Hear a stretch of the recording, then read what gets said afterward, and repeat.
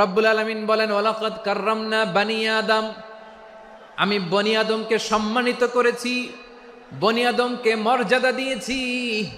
ওয়া হামালনাহুম ফিল বাররি ওয়াল বাহার, বনি আদমকে জলে স্থলে স্থলে এবং সমুদ্রে চলাচলের বাহন দিয়েছি।